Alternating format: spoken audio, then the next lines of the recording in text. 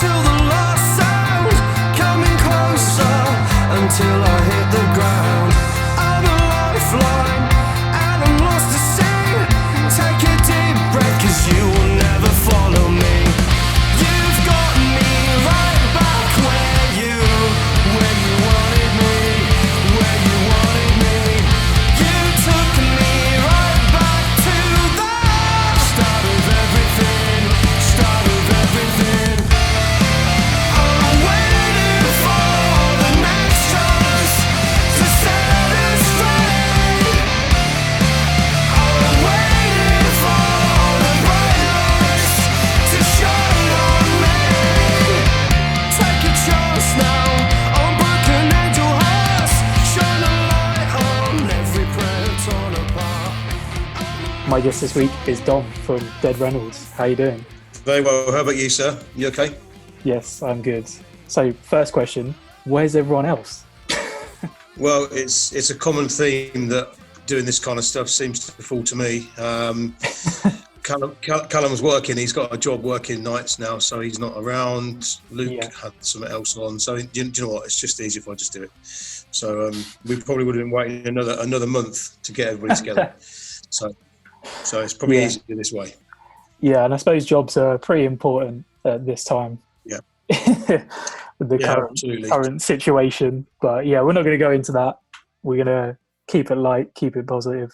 So yeah, you're kind of like the dad of the band, really, aren't you? I think they call you Dad I Reynolds. do get called that quite regularly. Yeah, Dad Reynolds has tend to have stuck.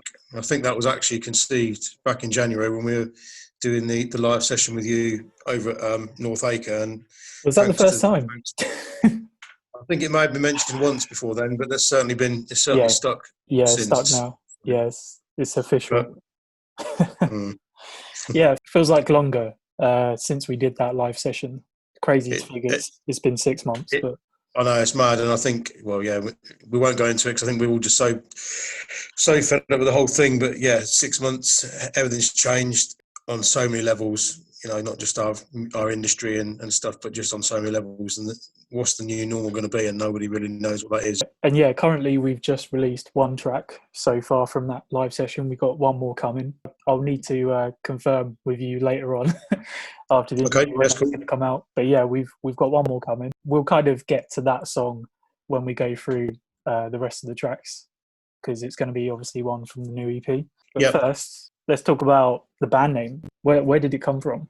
So we got together about 18 months ago, and we didn't have a name, as many bands wouldn't when they first got together. So for the first month, we were playing just as a band, and we did the same thing that all the bands do: is, well, let's think of a band name, and everybody brought different band names, and then nobody really liked them. There was something wrong with all of them, and either two would like them and three wouldn't, or whatever it might be. And it was literally a throwaway comment I made just after Burt Reynolds had died. And I actually said, well, it's a shame about old Dead Reynolds. And Callum said, that's it. And I said, what do you mean that's it? He said, that's the band name. I said, no, we can't do that. Ben was of the same opinion. It's brilliant.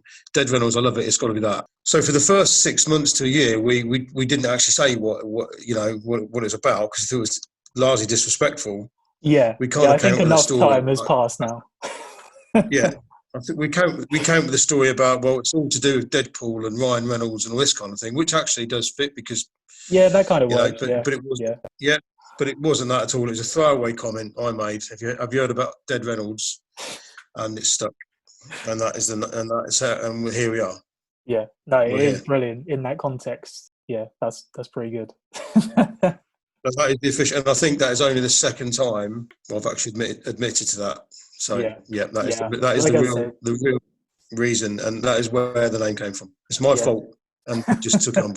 Yeah, I think enough time's passed that that kind of works. And no, it's a good story. That's cool. How would you describe the band in just 3 words without using the genre cliche kind of words to describe the band? Dysfunctional would probably be the first word. Honesty, I like it. Passionate would probably be the second. And you can take that with whatever form you will, because there's that much passion flying around the place. And fun, I think, would be the third word. So wrapped up into Dead Reynolds, I think we're there somewhere. Yeah. No, you guys are very fun people to be around. I can vouch for you on that. Let's do another thing where we give a shout out to 3 other bands in the local scene. Maybe some of your favourites that you want to give a shout out to. So we would have to shout out to our label mates Tom Lumley and the Brave Liaison for a number of reasons. We were in a band comp with them until about 10 hours ago, and they've gone on to the final, and unfortunately we didn't. So shout out it to was them. pretty close though, wasn't it? It was amazing, and it was a massive battle. There was some serious votes going in, but it went down the wire. But they picked us at the post. We're pleased for them to carry on. So yeah, Tom and his crew would be the first. Second band, I would say, would be Hollowstar from Cambridge. Love that band. They're a bit of me. I think they're really, really good. And third local band are gonna be Call to the Faithful from Peterborough. And the reason I've chosen those boys is they're so supportive of what we do. They always come and see us live wherever we are, and they're great bunch of lads. But do you know what? There's so much local talent in and around I'll say Cambridgeshire, Norfolk as well. Yeah, I could probably pick 10 or 12 different acts that would be worthy of being in that top 3. So, they're my top 3. Yeah, definitely. Yeah, there's so much good stuff out there at the moment, and obviously I'm familiar with Call to the Faithful as well. They're doing some really cool stuff, and it's nice to have some fresh talent every now and again. Yeah, definitely. And I think what probably lockdown has done is brought a lot of the local bands together. I think the local music scene, we've always known it's been pretty good. Cambridge, Norfolk, Suffolk, whatever it might be, but I think bands have got together. They've obviously they can't physically get together, but they're doing more things together. And certainly the banding competition we were in until today, with a number of those bands we've just been talking about, has made bands kind of get together, and they just want to get out there again now, which will happen soon, we hope. You guys just released brand new EP, your second EP, past 18 months, I guess. Yep. It's called Frontier. Yeah. How did you come to use that name for the EP? I think we wanted just to set a statement out. I mean, and if you look up the word frontier, it means a kind of marker. It's a line in the sand. It's a defence. It's a barrier. And I just think we just wanted to lay something down, really, and sort of say this is us now. Souls came out, as you know, what would have been the year before that. Yeah. And I think we hadn't really found our style and our sound, and I just feel that Frontier we have. Yeah. 4 tracks, alt rock, stroke pop punk, with a bit of kind of loads of other stuff thrown in. I think they sit really well together, and I think we've kind of got it together really well. And I think that was what Frontier was about. But we're here. We've done a previous EP, but this one is the one we really want you to kind of listen to. Yeah, and I can definitely tell there's a lot of progression in there with these songs, because if you listen back to the previous one, you can definitely tell there's been a huge kind of shift in your sort of sound, and especially a lot more of the pop punk influence coming in from Callum, obviously, because he's a pop punk guy. Yeah. If anyone knows him. Yeah, well, Callum and Ben, really. I think with Souls, it was largely written by me, with a number of songs I'd already got in the bag from previous projects, and it's a good EP, and we still like it, and we still play a lot of that stuff live. But I just feel that this reflects us more with what we're doing and the way we want you to judge us almost. Yeah, and I think it's a really nice blend of those two styles, because you've still got the heaviness from the previous EP, but then you've got those like really catchy pop punky hooks thrown in there as well.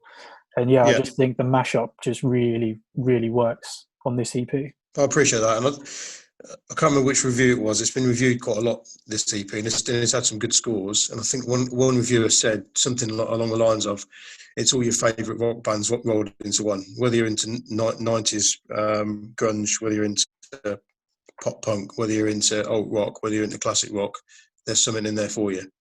And I'll take that. I definitely agree with that, yeah.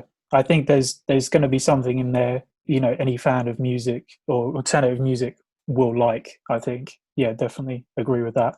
And it's been picked up by Kerrang, which has been pretty huge. They've been like pretty big with their support of it. A couple of other like big radio stations, and yeah, it's just getting great reviews. I think you couldn't I have think done any it, better. yeah, I think it's been well received. It's certainly, like you say, has been the radio play on the first two singles has been far more than we've ever had.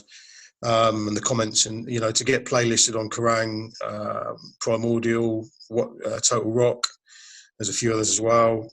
We've never had that before. And to still be on playlists 3, 4, 5 weeks after the single's been released, that's fantastic. Yeah. So it's all going in the right direction. Long may it continue, and we can keep it up. Let's talk about the artwork as well, because it's a very stark contrast to Souls, which was very heavy in its theme, and this one's just completely stripped back, and it's just very simple, and it's just like a piece of art you'd see on a wall or something. So where did that piece come from? It was done by the same guy that did Souls. Sam, that's interesting. Dos Prods. He's a really well-known graphic designer. He's worked with some massive bands, Skindred, to name one, Pitch Shifter, and a load of others. He's fantastic. We wanted it to look and feel very different to Souls because the music's very different. We didn't want it to be kind of seen as a metal album or a goth techno album, and I think maybe the cover of the previous EP could have been misconstrued a little bit. Yeah, it might have been misleading to some, the previous one. Yeah, and I think exactly that. And I think we wanted it to be clean. We wanted it to be to represent. And I think if you look at the cover front with the name Frontier, you've got the lines going around, and it's created like a kind of a cage almost, if that's a prism, that type of effect, and that's what we wanted to put out. And again, the two singles that have come out, both the EP, both the single covers have been following the same kind of lines, really, and I think it works. Yeah, definitely. Yeah, it's really, really good image and sticks out as well when you see it, and grabs your attention in a good way as well. So yeah, let's talk about the EP production now. Where did you guys record that? Again, same place we did Souls. We've been working with Jack Murphy at Crystal Sounds. Jackson Youth Killed It. Great band. We've been working with him since the band's been going. And I think, again, that the development and the journey is reflected in the second EP. I think Jack's got used to us. We've got used to Jack. Whereas the first EP was kind of just recording songs the way they were. This one, there's been a far more of a process. We've been in and demoed everything. We've taken all Jack's ideas on board. Things have been changed around. He's been very much part of that kind of team that has helped shape the songs rather than it being a finished product when we get there. So, whereas that really probably wasn't the way that Souls was conceived. I think Jack's style is quite unique. There could be little noises popping in somewhere that you don't think are going to happen, and you might think a bridge is going to pop up and it doesn't. It comes in a bit later. I think we're trying to keep the listener guessing a little bit a lot of the time, and I think that comes across with some of the stuff that I think if you listen to like PS, which you've got coming out, there's a massive heavy breakdown after the first verse that you probably just would never have thought would be there. Then it goes back in again, but then you don't ever hear it again in the song at all. And we've done that a couple of times to try and just change things up and make it interesting and just not be the same as every other band out there, really. And that definitely shows in those songs. You don't do the typical tropes. Oh, you must do this, this, and this. And yeah, just throwing that out the window, really. And yeah, it definitely works. And I think it kind of helps as well that you are sort of mashing together those two, the heavy genre with the pop punk vocals and stuff, and kind of mixing it up that way as well. I think it definitely just makes the songs a lot more unique in that way. I think as well, this style suits Callum's vocal far, far more. Yeah. As you say, he's a pop punk kid anyway. That's his thing. Bands like A Day to Remember, Blink, obviously, bands like that, and loads more. But I think his vocal, he can sing anything, but I think this really suits his style really, really well.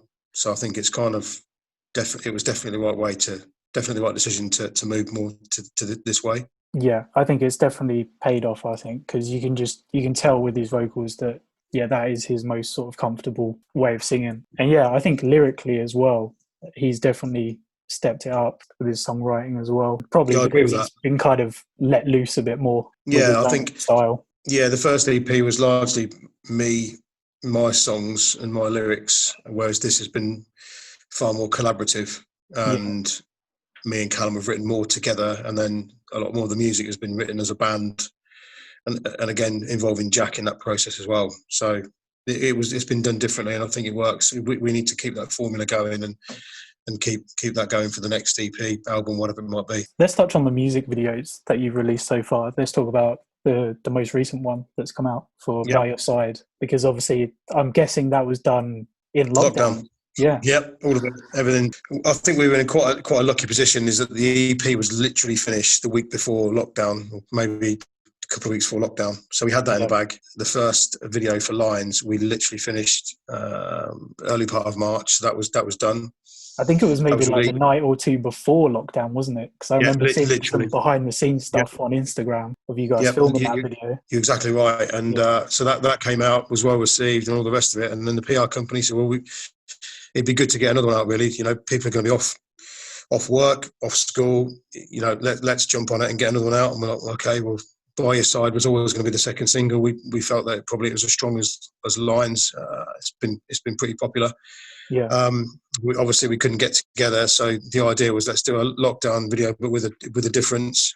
Let's just try and record all the things we've been doing. I mean, if you look at the video, there's me cutting my lawn. There's on a ride on Norma sped up. There's Luke getting water balloons thrown at him. There's the other Luke in a hot tub. There's loads of.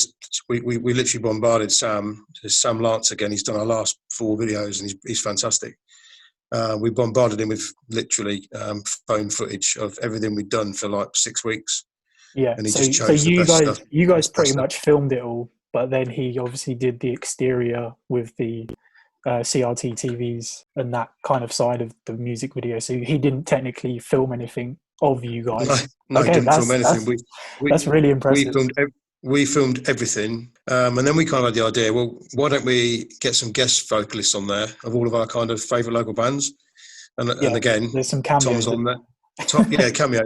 So Tom's on there. You've got Matt from Call to the Faithful. You've got who else? You've got Sam's on there himself, jumping in. You've got Francis from Flintmore. You've got Lily's on there as well. Lily, and then, so there's 4 or 5 on there. So it's been it was good. It was good. And again, it's been well received. There's plenty of lockdown videos going around, but I think people saw this as a little bit different with the TVs, and I think he's made a really good job.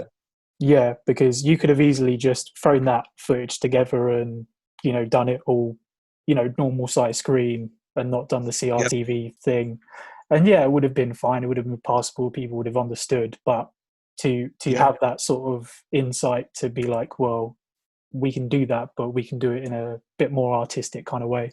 I'm guessing it was Sam's idea. It was actually our idea to do it that way. Sam wanted to do something totally different, and I think we're going to.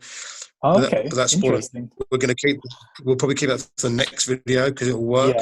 Yeah. We just wanted something fun as well. The song's quite catchy. The song's quite buzzy and it's quite upbeat. So we wanted something fun. And I just think, I'm playing in the back of a van.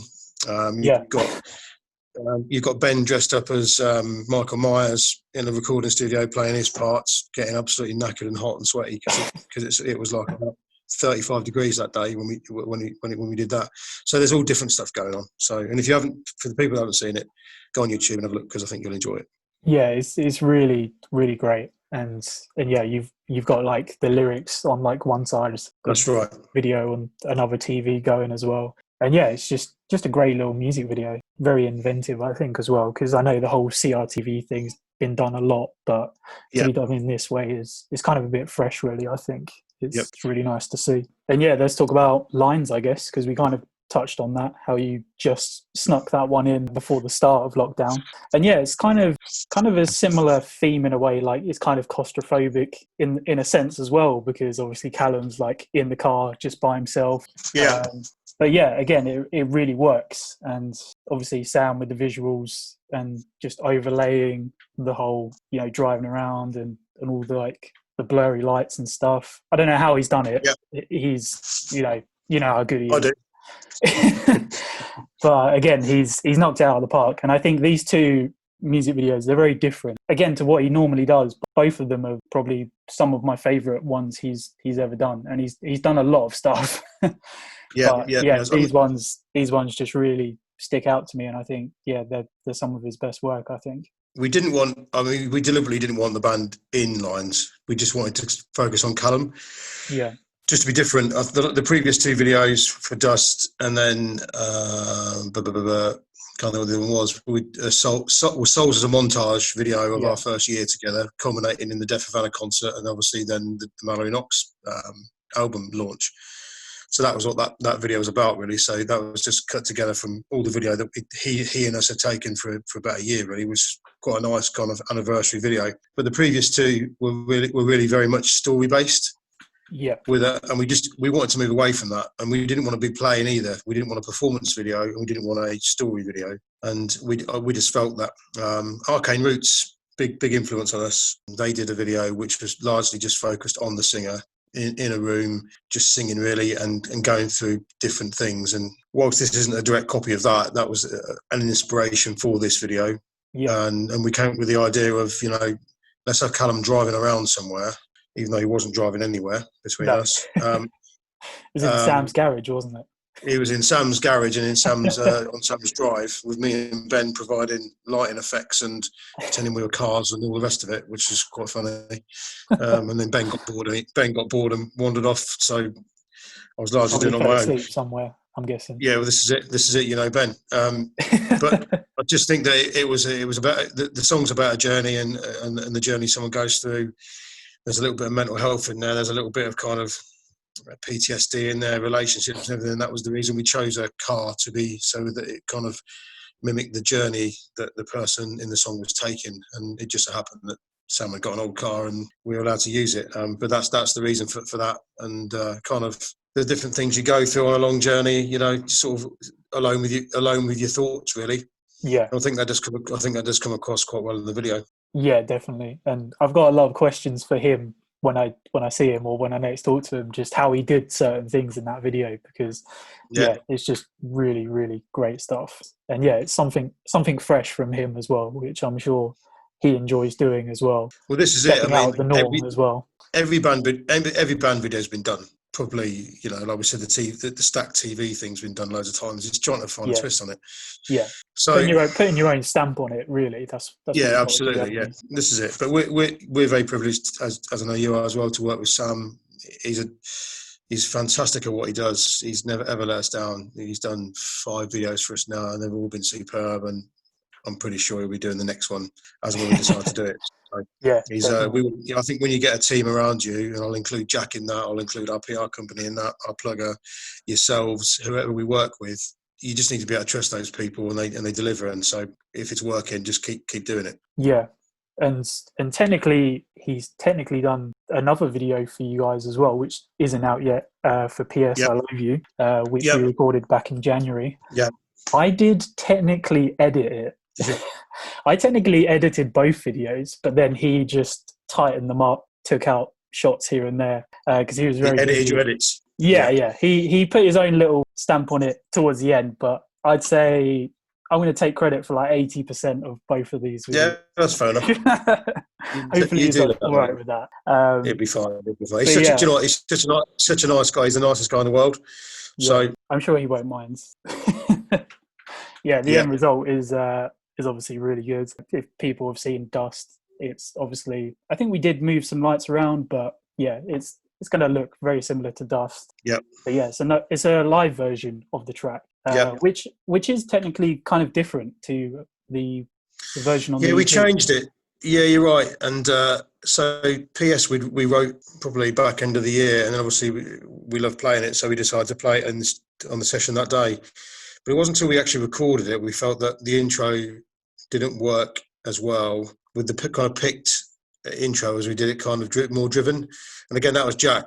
It was Jack having his influence. And again, I feel it works better on the EP with the kind of chuggy kind of intro with Callum's vocal coming straight in than a couple of rounds of the pick. Yeah. And it's a bit more, and the EP version's probably a bit more driven than we played it with yourselves. So it's a bit more produced. So I think I like where the EP version is now. I think it works. Interesting. I don't know if it's because I had to listen to the live one obviously 1,000 times. A million times, while editing. So I'm going to be biased and say I prefer the live version.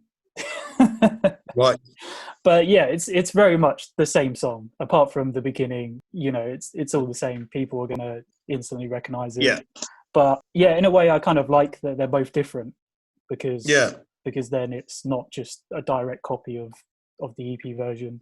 Because obviously you guys pretty solid live, so Dust is pretty much, you know, Yeah, exactly. the Yeah. exact same Yeah. as the original recording of that. So I kind of like that. P.S. There's kind of going to be two different versions out there, which is going to be pretty cool. Cool. Yeah. No, you're right. When Bang people on. hear that. And yeah, you should maybe put out a poll, see what version people prefer. Yeah. Might be interesting to see what people think. Let's quickly touch on Bright Lights because that's another tune as well. Could easily be another single as well if you choose to put it out there as a single, I guess. Yeah, it was. So we obviously wanted to put 4, if not 5 songs on the EP. We hadn't got a 4th or 5th song at that point. It was a song I'd had kind of kicking around, really, that I felt that I could make it sound like it would be on a Dead Reynolds EP rather than a previous band's EP. I think it's different. It's interesting that some people like it the most on the EP because of where it goes. Yeah, it's got a massive I think breakdown it's in the the middle. strongest track. Yeah, a lot of my people say opinion. that. For me personally, I definitely think that's the Yeah. standout track for me. Yeah, and that's come out quite a lot in the reviews as well. It's a little bit different. I think the other 3 probably sit together as a trio really, really well. And the kind of Bright Lights, it's still there. It's still Dead Reynolds, but there's different parts to it. And I think because it starts off quite mellow and then really kicks in, and then you've got the massive kind of breakdown in the middle. We just changed it up. I mean, the breakdown took so long to do because it was originally going to be a kind of a drum breakdown. Yeah. Which Jack wanted to do. And Luke obviously wanted to do it because he wanted to play the drum solo, but in the end that didn't really work. So it turned into more of a kind of rock, almost a metal. I think that's the best part of the song, personally. Yeah, it's I love it. Yeah, my favourite part. And we've never played it live yet because of lockdown. So we wrote the song, we rehearsed it a number of times. We went into the studio, we demoed it, we then recorded it, and then obviously lockdown happened. So we've never ever played it live. And we probably can't remember it now, actually. Yeah, so that'd be interesting. Yeah, definitely. But yeah, it's another really great track. And I think, when people sort of jump on board with you guys from hearing the obviously singles that are out, if they hear those on Kerrang, when they stick on the EP, I think they'll be pretty blown away by that track, that's sort of sitting on there as well, really, because sometimes bands, they put out EPs and there's like, the odd filler track in there. But yeah, that song is just, really great stuff, I think. Yeah, cheers. I really appreciate that because it's, it's very subjective. Everybody thinks differently. Some people love all the pop punk stuff. Other people like, but yeah, there's definitely a consensus that people love Bright Lights. And it's probably got a bit more of the old Dead Reynolds in there from the previous EP. I think it's a nice kind of bridge track. I think that's why I kind of like it because it bridges those 2 EPs a bit more, I think. Yeah, no, I get you. And like I say, it may come out. Let's just wait and see. We've got 2 or 3 in the bag that we're either going to put onto another EP or drop it onto an album. So we may have a couple of singles coming out back end of the year. So watch this space, I think. And I think because I've bigged it up so much, I think maybe we should just give it a little bit of airplay on this podcast at least. Just in case you don't put it out there. So I think people will need to hear it. So here's Bright Lights.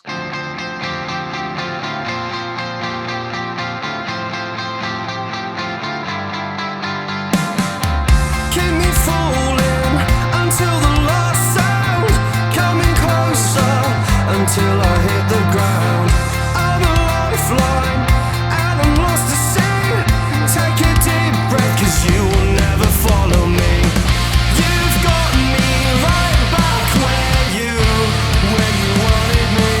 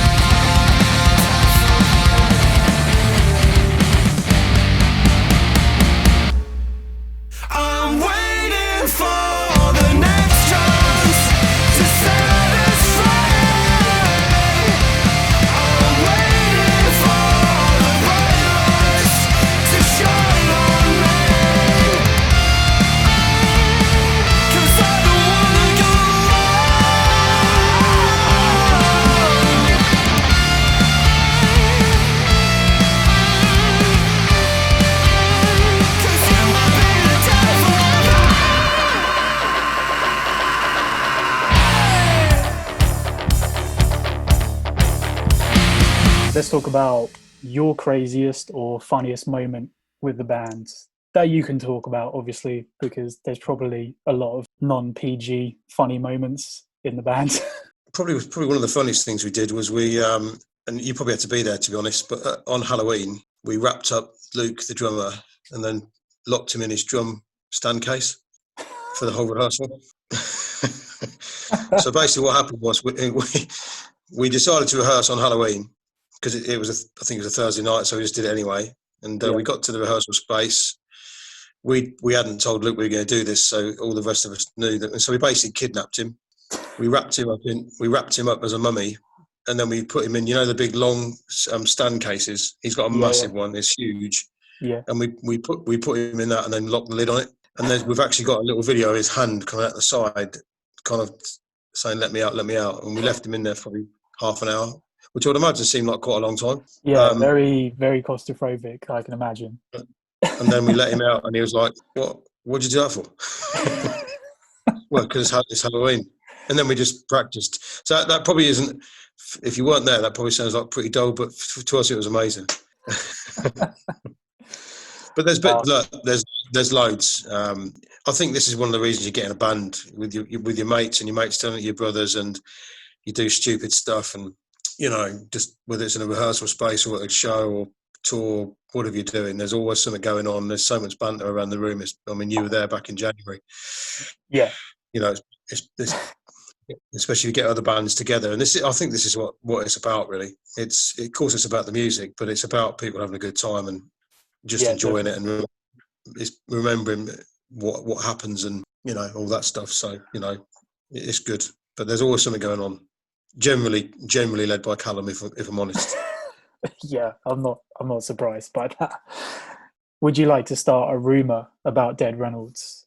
Obviously, it's a rumor, so we won't know if it's true or not. Or you can make it a rumor about a band member, because they're not here to defend themselves. We were because we were in this band competition last night, and at one point it was pretty tight on votes, and so we were both bands were putting up videos and saying stuff. So we were going to put up that Ben was pregnant. We were going to dress Ben up and kind of give him a prosthetic potential belly and make out that he was pregnant. So that was one thing we were going to do. So that could be a rumour. I won't say what we're going to do with Callum, because what he suggested to do, that isn't on the PG list. Tell me after. yeah, definitely. I can imagine. But I suppose if we were going to put a rumour out, I'd quite like to put a rumour out that maybe Callum was the love child of, let's think of somebody, Axl Rose and I don't know, Debbie Harry or something. I think he'd quite like that. And he's got that sort of look about him. So yeah, Callum's now the Axl Rose and Debbie Harry love child. Yeah, I like that rumor. Yeah, let's make that. Let's get it round. Yeah, let's start spreading it. So obviously the band's not been going too long, but you've obviously played some pretty huge shows with some massive bands. Which one's been sort of the highlight for you, if you can just pick one? Me and Callum did a student mentor kind of day at King's Lynn College, again just before lockdown, and we were asked exactly the same question. Yeah. And Callum, we both had different answers, which is interesting. The Deaf Havana show has to be up there with, to play their homecoming show, a band that we've always kind of been into personally, and a band that a number of the guys have either know personally or from locally as well. Yeah, sold out Kings Lynn Corn Exchange, and to be main support to a packed room. The reception we got was amazing, so that's got to be up there. But I think the show for me would be a show we did at the Black Heart in Camden, and it was, if you've never been, for people that have never been there, it's not the biggest venue in the world by any stretch of the imagination. If you put 50 people in there, it's going to be nice and a nice crowd.